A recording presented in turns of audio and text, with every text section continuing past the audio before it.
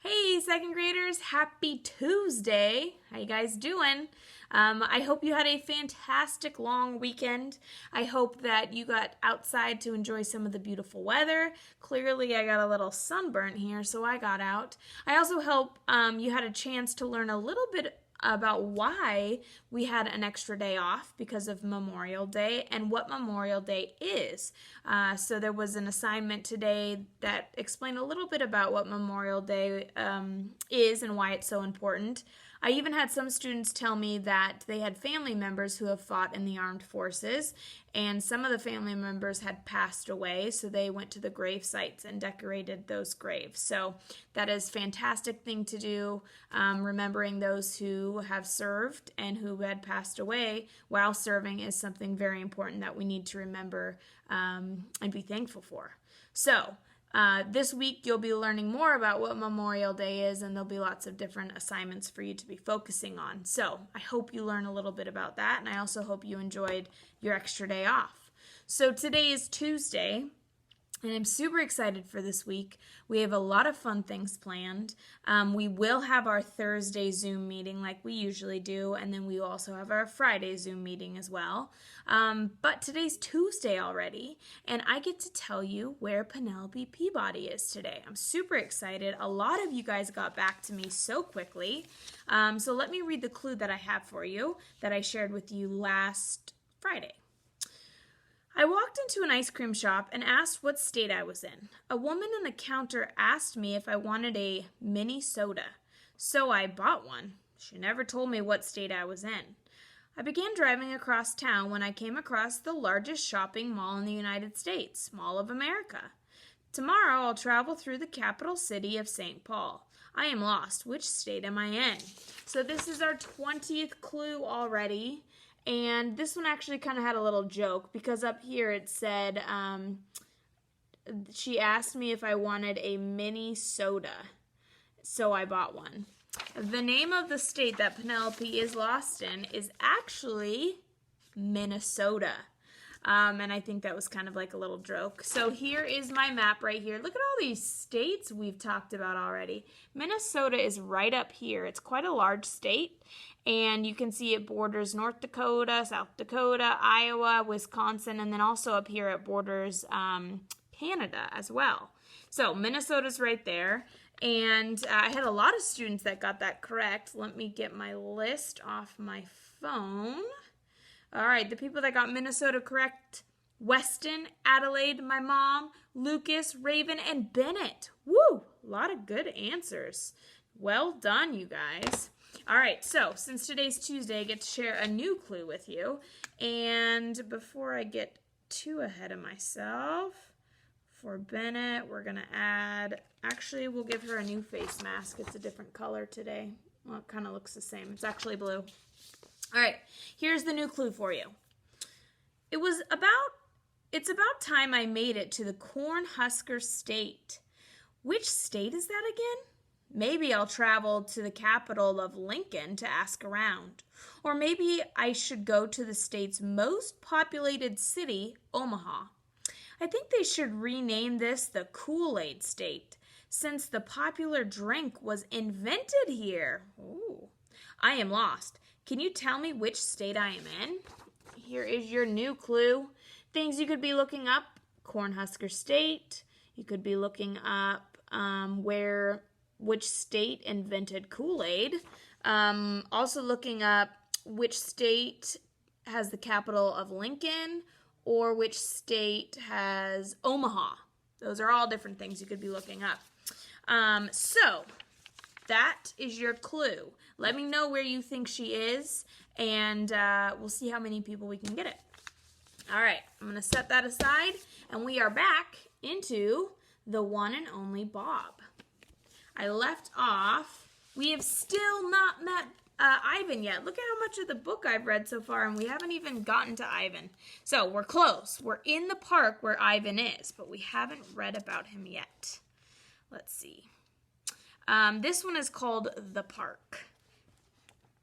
As Julia walks, I sneak peeks out of her backpack like I always do.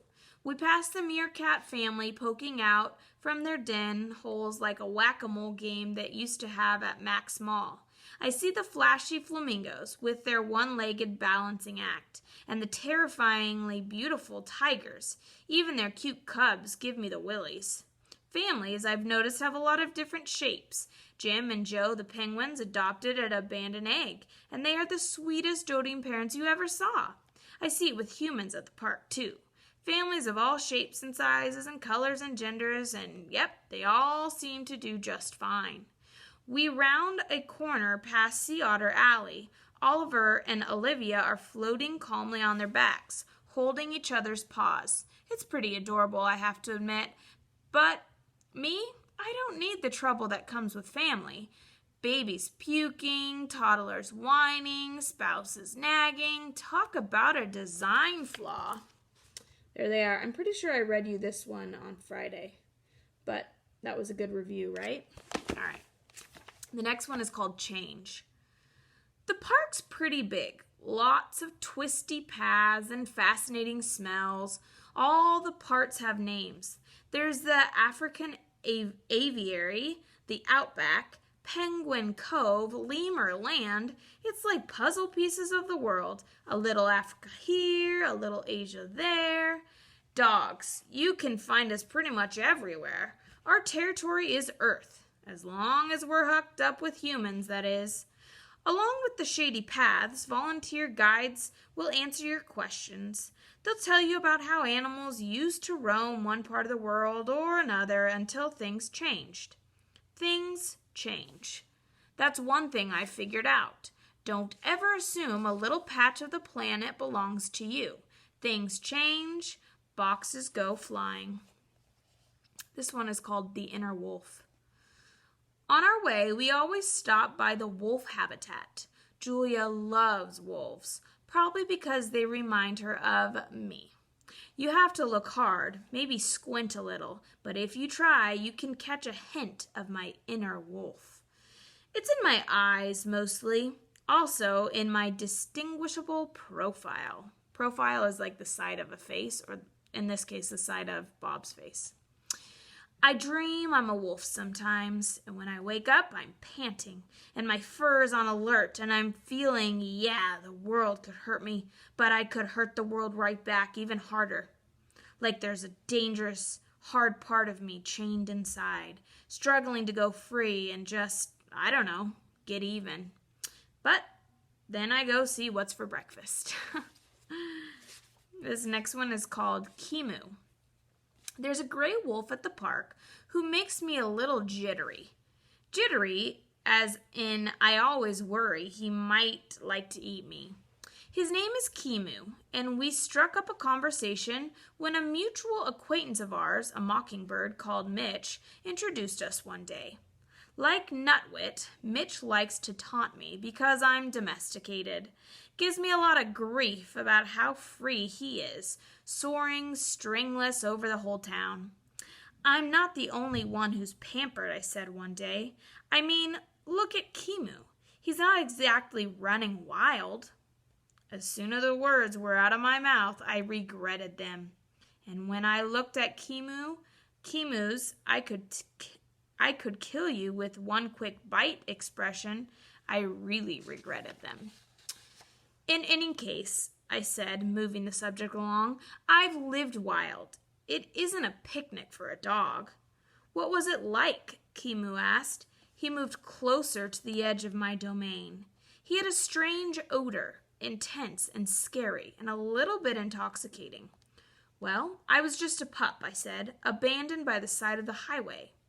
Kimu was listening intently. Must have been tough. All I could think of was food and water. I didn't like the catch in his voice. An owl got me. Those guys are fierce, Kimu said.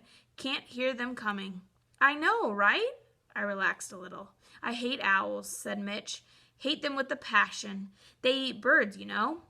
So do wolves, said Kimu, giving Mitch a meaningful look. So you were wild once? I asked Kimu. Never. Born and raised in captivity.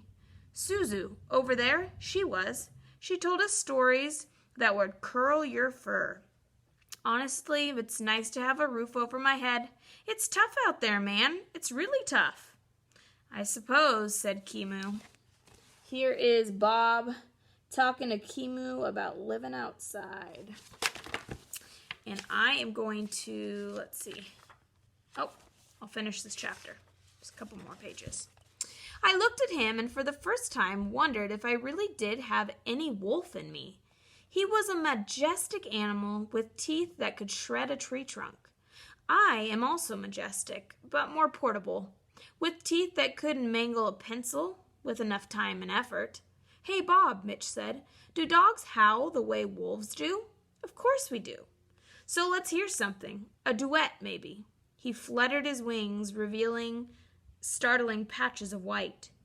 Do you know Talk to Animals? They play that on the carousel. Go away, Mitch, said Kimu, with just the right amount of menace in his voice. Come on, just a little howling. Pretend there's a moon. Pretend you're free. Pretend... Kimu growled, and so did I. His was pretty impressive. It was deep.